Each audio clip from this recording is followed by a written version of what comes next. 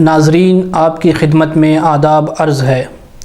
ہم ہیں آپ کے میزبان زین العابدین، باگل کوٹ، کرناٹک، انڈیا سے۔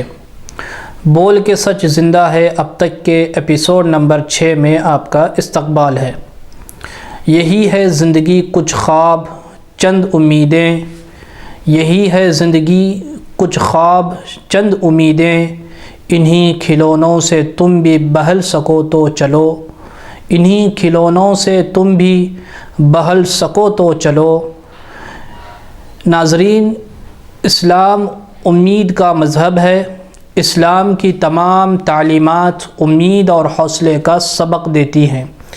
بظاہر مشکل اور ناکام نظر آنے والے حالات میں بھی اسلام امید کا دامن تھامے رکھنے کا درس دیتا ہے۔ شام کے اندھیروں میں صبح کی روشنی کی خوشخبری سناتا ہے۔ اسلام کا پیروکار وہاں بھی امید کی کرن دیکھتا ہے جہاں دوسرے لوگ ہمت ہار جاتے ہیں۔ اس معاملے میں اسلام نے مایوسی کو حرام قرار دیا ہے۔ حالات بظاہر کتنے ہی خراب کیوں نہ ہو، مسلمانوں پر فرض ہے کہ وہ آخری وقت تک اللہ تعالیٰ کی جانب سے خیر کی توقع و امید رکھے۔ مستقبل کے بارے میں اچھی توقعات رکھنا اور ہمیشہ پر امید رہنا مومن کی خاص صفت ہے، جس سے انسان کے اندر خوشی و مسرت کا احساس بڑھتا رہتا ہے۔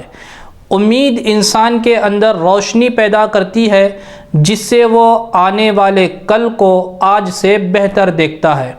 دراصل نیک توقعات انبیاء کرام کے اوصاف حمیدہ اور اخلاق حسنہ کا ایک اہم حصہ ہیں۔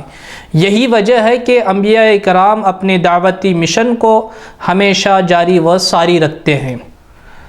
مستقبل کے لیے اچھی توقعات کا ہونا ایسی طاقت ہے جو انسان کو تعمیری رول ادا کرنے پر مجبور کرتی ہے۔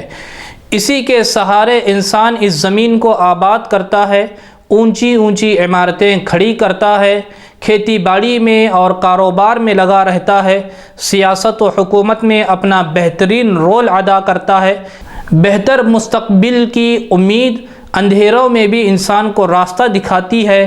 یہ روشنی انسان کی مدد و دستگیری کرتی ہے، جس کے ذریعے سے انسان اپنی تمناؤں کو پورا کرنے اور اپنے خوابوں کو شرمندہ تعبیر کرنے میں کامیاب ہو جاتا ہے۔ ناظرین، امید ایک ایسی نعمت ہے جس سے انسان کی زندگی پربہار ہو جاتی ہے، اسے امن و سکون حاصل ہو جاتا ہے، اسے اس بات کا یقین ہوتا ہے کہ موجودہ حالات بدلیں گے، نفرت و عداوت کا خاتمہ ہوگا، محبت کی خوشبو محسوس کی جائے گی، انصاف کا بول بالا ہوگا، ظلم یقیناً مٹ کے رہے گا، اور یہ سب کچھ اللہ تعالیٰ کی تقدیر اور اس کے فیصلے کے مطابق ہوگا۔